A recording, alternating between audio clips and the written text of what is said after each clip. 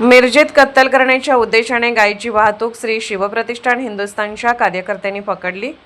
मिरजेतील टाकळी रोडवर कत्तल करण्याच्या उद्देशाने गायीची वाहतूक श्री शिवप्रतिष्ठान हिंदुस्थानच्या कार्यकर्त्यांनी पकडली असून एक बोलेरो पिकअपसह 3 गायी आणि एक कालवड मिरज शहर पोलिसांच्या ताब्यात देण्यात आली आहे। याबाबत बोलेरो पिकअप चालक चेतन सुरेश कांबळे राहणार मसूरगुप्पी तालुका अतनी जिल्हा बेळगाव कर्नाटक याला ताब्यात घेण्यात आले आहे। याबाबत अधिक माहिती अशी की शिवप्रतिष्ठान हिंदुस्थानच्या कार्यकर्त्यांना गोपनीय माहिती मिळाली की एक बोलेरो पिकअप मधून कत्तल करण्याच्या उद्देशाने गायीची वाहतूक कर्नाटक राज्याकडे होणार असल्याची माहिती मिळाली। मिळालेल्या माहितीनुसार गोरक्षा समितीच्या कार्यकर्त्यांनी सोमवारी पहाटे डायल 112 व या पोलीस प्रशासनाच्या आपत्कालीन क्रमांकास माहिती दिली व सापळा रचला। एक बोलेरो पिकअप ही संशयास्पदरित्या मिरजेतील टाकळी रोडवर आढळून आली। कार्यकर्त्यांनी ती अडवली। सोबत असलेल्या पोलिसांनी चौकशी केली व गाडीच्या मागे दाटीवाटीने 3 गायी एक कालवड हे त्यांच्या चारा पाण्याची व्यवस्था न करता बांधून ठेवण्यात आल्याचे निदर्शनास आले।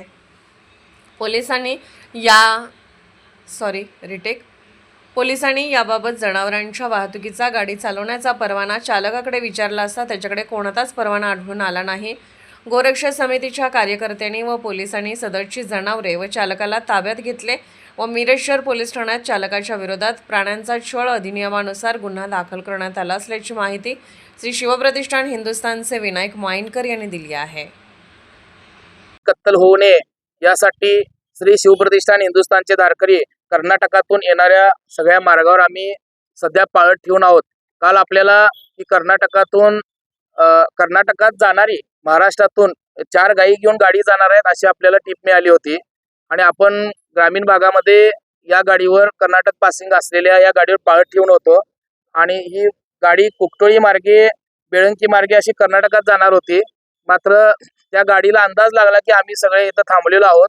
ही गाडी परत मिरज शहराच्या दिशेनं आम्हाला चकवा देऊन पळून जाण्याच्या प्रयत्नात असताना सर्व शिवप्रतिष्ठानच्या धारकऱ्यांनी वेळीच प्रसंगावधान राखून ही गाडी पकडली आणि मिरज शहराच्या हद्दीत रात्री 1 ते 1:30 वाजायच्या सुमारास ही गाडी पकडलेली आहे आणि या गाडीमध्ये 4 देशी गायी कापायसाठी कर्नाटकात जाणार होते। आम्ही ड्रायव्हरशी संवाद साधला असता आम्हाला असं समजलं की बकरीच्या पार्श्वभूमीवर या गायी कापायसाठी कर्नाटकात चाललेल्या आहेत।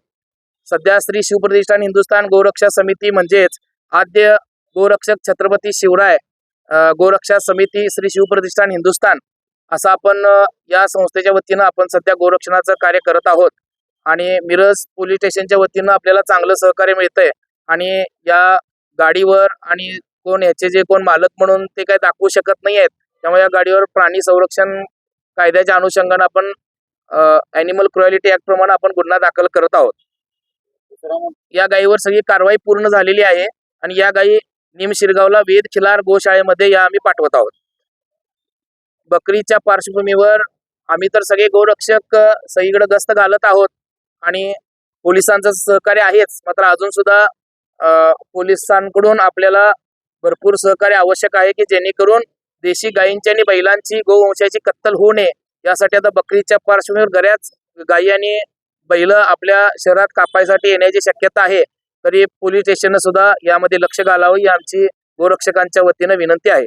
नागरिकांना आव्हान आहे की आपल्याकडं शिवप्रतिष्ठानच्या धारकऱ्यांचे नंबर असतीलच आणि तुम्हाला अशी काही संशयास्पद गाय बैल काय गोवंश कुठं जात असताना आढळला तर आम्हाला वेळी संपर्क साधावा की त्या निमित्तानं आपण गोरक्षण करू शकू।